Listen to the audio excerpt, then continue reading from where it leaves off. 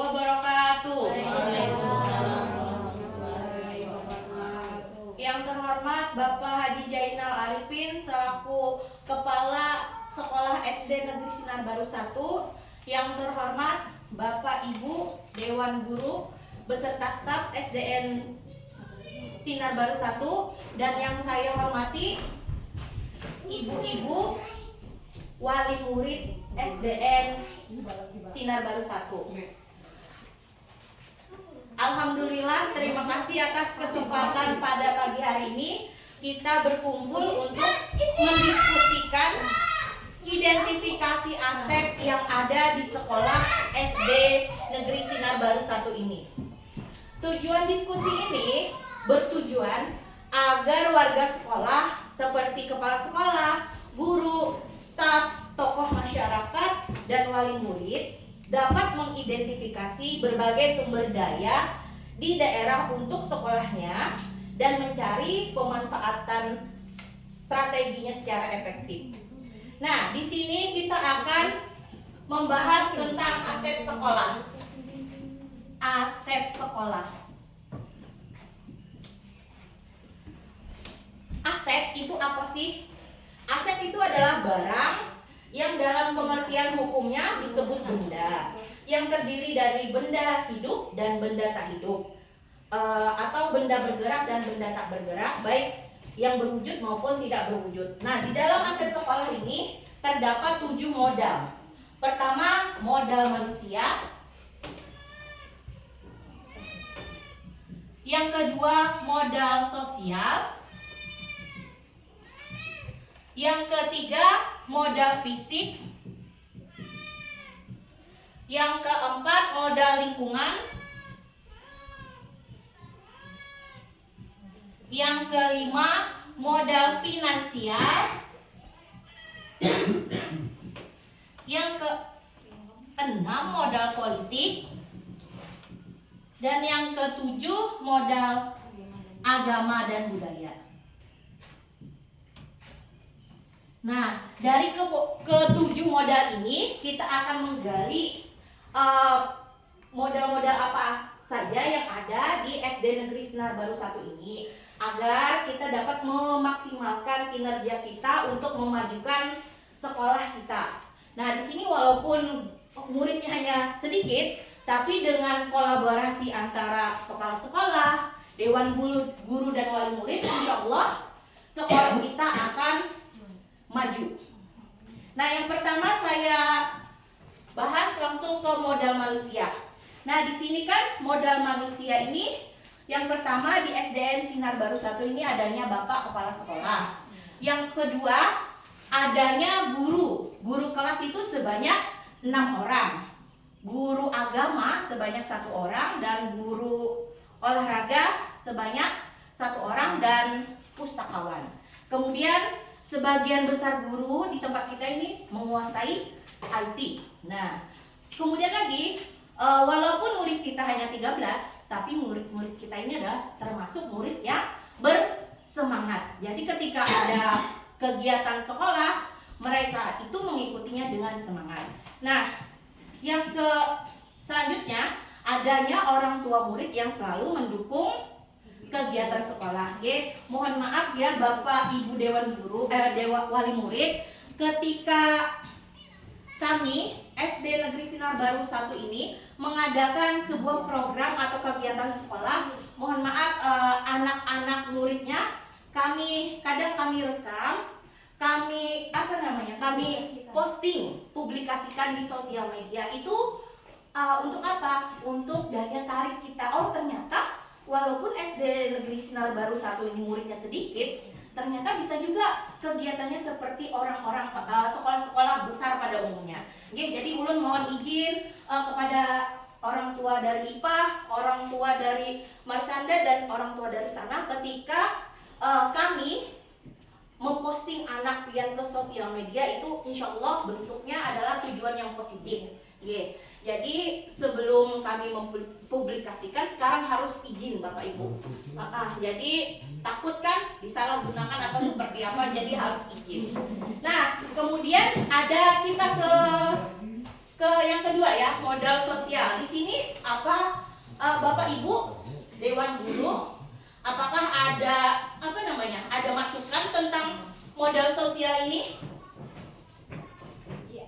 Oke, silakan Ibu Tri. Ya, terima kasih untuk Ibu Bisma.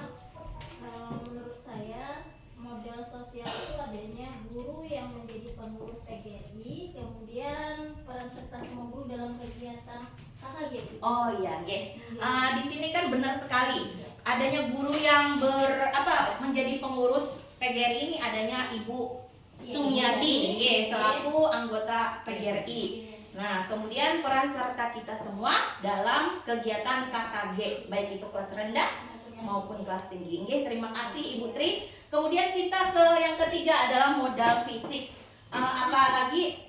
Apakah ada ibu-ibu sekalian atau bapak ibu? Silakan Ibu Ipit. Ya, di sini saya akan coba menyampaikan tentang modal fisik, yaitu adanya ruang belajar yang nyaman. Ya.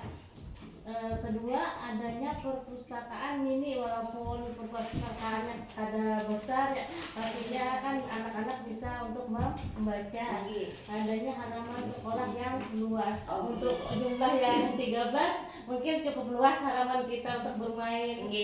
Terima kasih Ibu Ipit. Yang pertama tadi kata Ibu Ipit, adanya ruang belajar yang nyaman. Benar sekali. Walaupun hanya terdapat 4 rombel, alhamdulillah kondisi fisik rombel kita ini masih baguslah dikategorikan. Kemudian adanya perpustakaan mini. Nah, itu memancing anak untuk melatih membaca dan berinteraksi. Nah, kemudian halaman sekolah yang luas, ya betul sekali. Pemanfaatannya bisa untuk upacara, untuk olahraga atau kegiatan yang lain. Betul sekali. Nah, kita masuk langsung ya ke modal lingkungan. Apakah ada tanggapan atau masukan dari Bapak Ibu sekalian? Oke, silakan Ibu Dewi. Terima kasih atas kesempatan yang diberikan. Kalau menurut saya modal lingkungan itu yaitu yang pertama mudah diakses dulu. Yang kedua, kalau di daerah kita ada di daerah sungai. Oh iya, betul sekali. Terima kasih Ibu Dewi. Pertama tadi kata Ibu Dewi mudah diakses, artinya jalan kita untuk menuju ke sekolah kita nih alhamdulillah ya mudah diakses, walaupun ada beberapa meter yang belum beraspal tapi itu cukuplah masih bagus. Kemudian di dekat daerah persungaian, bisa juga di daerah sungai ini kita manfaatkan belajar di dekat sungai tapi untuk kelas tinggi. Kalau untuk kelas rendah masih ekstra pengawasan. Karena apa? Karena ada yang bisa berenang atau belum. Sana sudah bisa berenang belum? Ya seperti sana. Kemudian kita lanjut ya ke modal finansial. Nah, modal finansial apakah ada masukan dari Bapak Ibu? Silahkan Ibu Jatna. Kalau menurut saya modal finansial sumbangsi kepala sekolah dan guru setiap ada kegiatan sekolah. Betul. Terima kasih Ibu Jatna. Nah, kata Ibu Jatna, kepada di modal finansial ini adanya sumbangsih kepala sekolah dan guru setiap ada kegiatan sekolahnya. Di sini biasanya di sekolah-sekolah besar itu ada iuran juga per bulannya. Tapi di sini kita karena murid kita sedikit juga, jadi setiap ada kegiatan atau seperti 17-an atau keagamaan, hari besar keagamaan itu biasanya Bapak Ibu kepala sekolah dan dewan guru itu mengadakan sumbangsi sukarela demi terlaksananya kegiatan tersebut. Jadi di sini tidak diberatkan kepada siswa atau wali murid. Kemudian yang keenam ini ada modal politik. Nah, apakah ada Bapak Ibu yang memberi masukannya? Ya, untuk modal politik ini bisa dengan bekerja sama dengan puskesmas setempat atau bisa juga bekerja sama dengan kades setempat.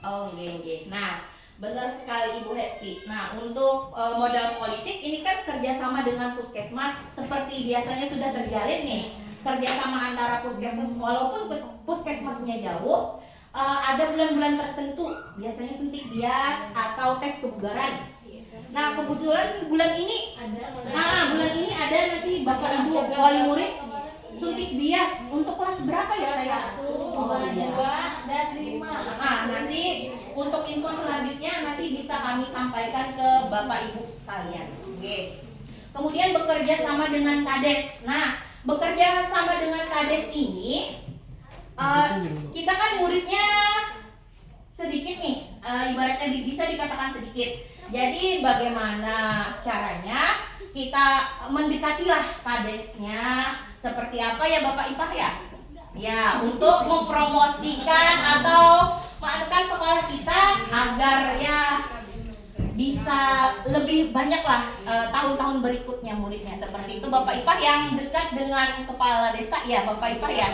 Mohon bantuannya, oke? Setuju Bapak Ipah? Iya. Yang mempromosikan ya. Yang terakhir adanya modal agama dan budaya. Siapa Bapak Ibu yang mau mengutarakan pendapatnya? Oke, silakan Ibu Sumi. Ya, terima kasih Ibu Ismail waktunya.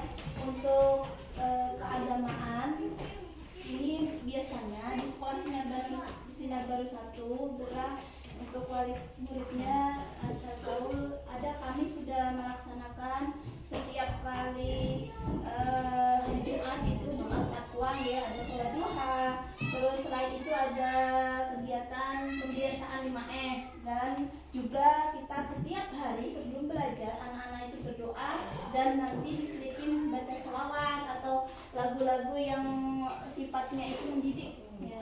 Kebiasaan itu kami lakukan setiap hari. Insya Allah mudah-mudahan itu bisa menjadikan anak kita berkarakter yang berakhlak lebih seperti yang baik. Itu aja. Oke, terima kasih Ibu Sumi. Nah, jadi seperti itu program singkat yang sudah dilaksanakan dari bidang keagamaan, yaitu setiap hari Jumat itu ada Jumat Takwa. Yaitu anak-anak berlatih berwudu dari sholat duha. Kemudian pembiasaan 5S. Seperti halnya sekarang ini mohon maaf sopan santun anak murid itu kepada gurunya memang atau sesama temannya juga sangat rendah.